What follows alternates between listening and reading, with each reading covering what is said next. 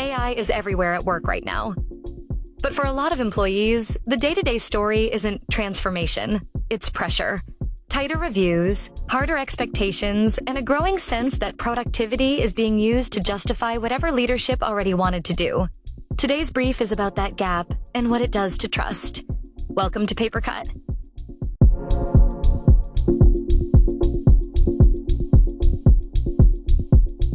Let's start with the numbers, because they're sobering in the best possible way.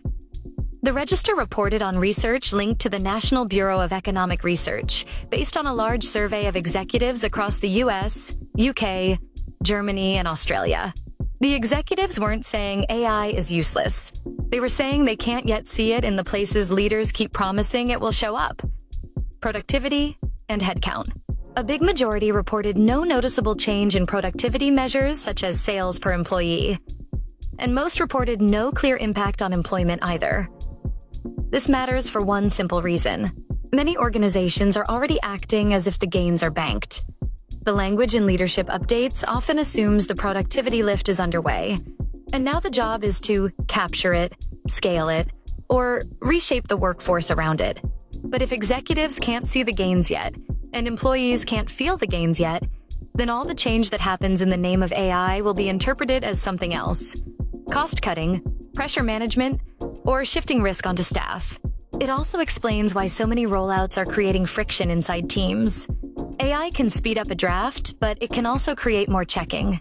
It can help a junior employee write faster, but it can also raise expectations of how much output is normal. When the baseline shifts silently, people experience it as extra work, not innovation. From an employer brand perspective, this is a credibility moment. When leaders promise a productivity leap and employees feel busier, the gap doesn't stay internal. It shows up in candidate conversations, referrals dry up, and people who might have stayed become open to leaving. Employer branding angle. The best AI story right now is not "we're advanced." It's "we're honest." Tell people where AI is actually helping, where it isn't, and what you're doing about it. Measure outcomes employees recognize. Fewer handoffs, less rework, faster approvals, fewer hours lost to admin. If the gains aren't real yet, say that out loud, and treat adoption as a learning curve rather than a victory lap. Here's the thing about AI becoming widespread. Access is no longer impressive. Once models and tools are widely available, competitive advantage shifts to something less shiny and much harder to fake. It becomes about context, how your organization actually works. HBR's argument is straightforward. If every company can use the same AI models, the advantage comes from the context you bring to them. That means proprietary data, yes, but it also means something more human: the rules of the road, how decisions get made, what quality looks like, what is allowed, what is not, where the risks sit, who owns the final call. This is where many AI rollouts stumble, because they're treated like software deployments. You roll it out. You train people on how to use it. You celebrate adoption, then you move on. But what employees actually need is a shared way of working. They need clarity on questions that are more practical than philosophical. What can I use this for? What can't I use it for? If I use it and it's wrong, am I in trouble? If I don't use it, am I seen as falling behind? If I spend time checking outputs, does that count as work? Or am I expected to produce the same volume as before? When those questions aren't answered, staff fill in the blanks. And the blank they often fill in is, "Risk is being pushed onto me." This is why context is now an employer brand asset. Candidates are not choosing between AI and no AI. They are choosing between environments. One where AI is integrated into sensible workflows, and one where AI is sprinkled on top of chaos. Employer branding angle. Talk about the way work is run, not the tools you've bought. Explain the workflow, the guardrails, the training, and what good looks like in practice. The strongest employer brand in an AI era is the one that feels professionally safe. Clear expectations, clear ownership, and managers who understand that quality still matters. Now, the part of the week that explains why so many employees are tired.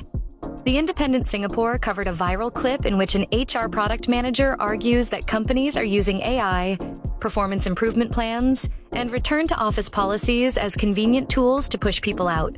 The details are worth unpacking, not because every workplace behaves this way, but because a growing number of employees believe they do. The claim is that some organizations want headcount reductions or cost resets, but prefer not to do dramatic layoff rounds. So instead, they tighten performance curves, enforce location policies more aggressively, and then describe exits as performance or personal choice. The piece also quotes a tech analyst executive saying the headcount decision is often made first, and the justification is chosen later. Some years it's restructuring. Some years it's macro conditions. This year it's AI efficiency. Again, you don't have to agree with every element of the viral framing to see the employer brand risk. If employees believe that PIPs are paperwork designed to protect the company, they stop trusting feedback. If employees believe RTO is being used to force resignations, they stop believing the organization is acting in good faith. That has a long tail. People become less willing to move internally. They avoid asking for help. They quietly job hunt. They give cautious answers in engagement surveys, and they tell friends to be careful before joining. Employer branding angle. If you use PIPs, make them look like development, not a countdown. That means clear goals, real support, manager accountability, and consistency across teams. If you enforce office presence, explain the why in operational terms, not moral terms. Spell out the rules people care about, how exceptions work, what flexibility still exists, and how teams are expected to collaborate. The more vague you are, the more people assume the worst. The talent pipeline is responding to all of this faster than many employers realize. TechCrunch reported that computer science enrollments across University of California campuses have declined, the first drop since the dot-com bust. And students are shifting towards AI-specific pathways. This is easy to dismiss as a trend story, but it has real implications. Students are reacting to what they think the entry-level market will reward. If they believe traditional software routes are saturated or being reshaped by automation, they will chase what feels like a safer bet. That changes what early career hiring looks like. You get more candidates who can talk about AI concepts and fewer candidates who have the broad foundational skills employers still need. You also risk widening the gap between those who can afford to specialize and those who can't. AI programs, boot camps, and credentials often cost money and time. When entry roles shrink, people with fewer resources lose the on-ramp first. For employer branding, this is one of the most practical questions of 2026. Are you building entry routes, or are you waiting for the market to deliver perfect candidates? Employer branding angle. If you want a future pipeline, treat early career as a product, not a charity. Make pathways visible. Make the first role real. Build apprenticeships, rotations, and supervise project work. And communicate it clearly.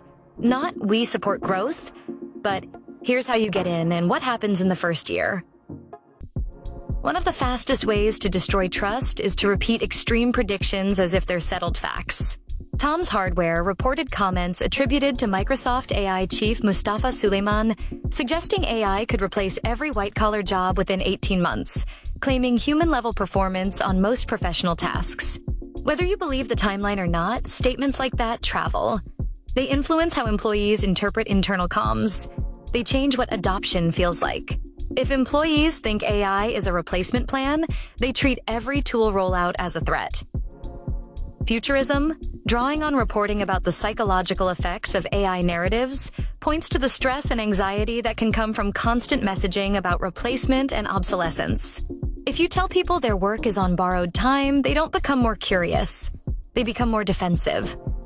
This is where employer brand leaders need to play offense, not just react. You don't have to sugarcoat change, but you do have to stop letting the most dramatic external voices set the tone internally.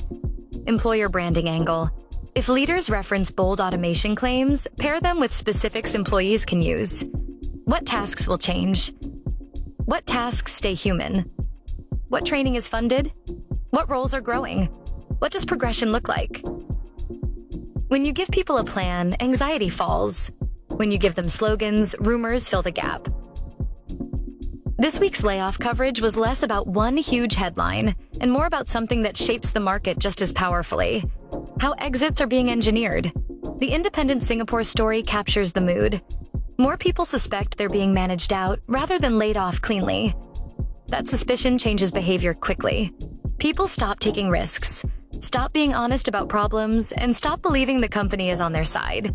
The Register's research also adds a layer here, because executives in that survey expect employment reductions over the next few years, even though they're not yet seeing strong productivity gains.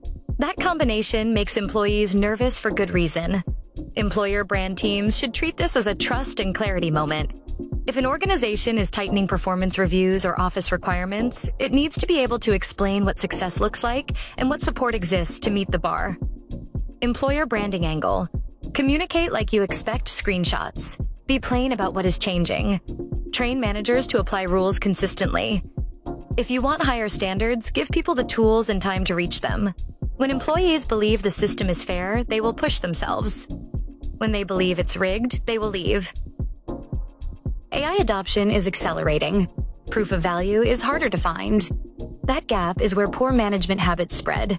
If you want to protect your employer brand in 2026, focus on what employees actually experience.